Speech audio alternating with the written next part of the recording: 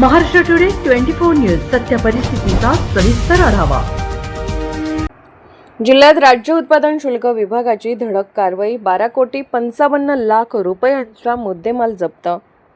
सोलापूर राज्य उत्पादन शुल्क विभाग सोलापूर यांनी अवैध हातभट्टी निर्मिती केंद्रे तसेच अवैध देशी विदेशी मद्य विक्री व वाहतूक यावर मोठी धडक कारवाई करत एकूण 12,55,80,662 रुपयांचा मुद्देमाल जप्त केलाय।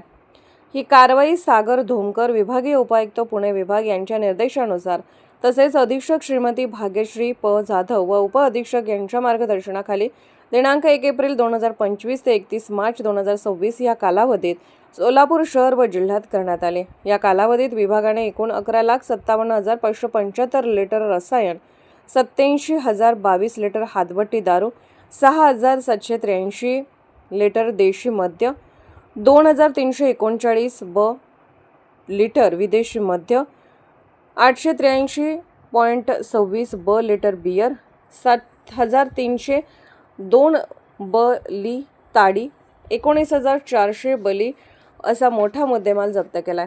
यासोबतच एकूण 3,057 गुन्हे नोंदवून 2,981 जणांवर कारवाई करण्यात आली असून 334 वाहने जप्त करण्यात आली आहेत। सन 2024-25च्या तुलनेत जप्त मुद्देमालात 46.66% वाढ झाली असून गुन्हे नोंदणीमध्ये 17.44% वाढ झाली आहे। तसेच दारूबंदी कायद्याच्या कलम 93 अंतर्गत 279 जणांवर प्रतिबंधात्मक कारवाई करून 96.60 लाख रुपयांचे बंधपत्र घेण्यात आले आहे। अवैध मद्य विक्री व सेवनास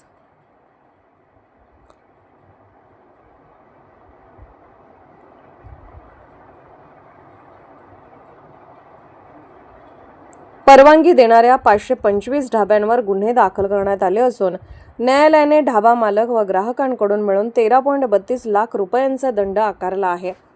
तसेच अनुज्ञप्तीतील विसंगती संदर्भात 89 प्रकरणांमध्ये 20.95 लाख रुपयांचा दंड शासन जमा करण्यात आला आहे। दरम्यान सन 2025-26 526 कोटी रुपयांचे महसूल उद्दिष्ट ठेवण्यात आले होते। त्यापेक्षा अधिक म्हणजे 534 कोटी रुपये महसूल जमा करून विभागाने 102% उद्दिष्ट पूर्तता साधली आहे। ही संपूर्ण कारवाई निरीक्षक, दुय्यम निरीक्षक, सहाय्यक कर्मचारी व जवानांच्या संयुक्त पथकाने यशस्वीरित्या पार पाडले।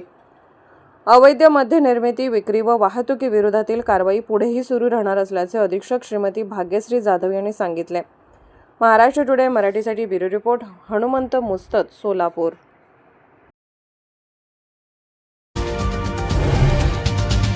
आजच महाराष्ट्र टुडे 24 न्यूजला सबस्क्राईब करा आणि सत्य परिस्थितीचा सविस्तर आढावा पहा।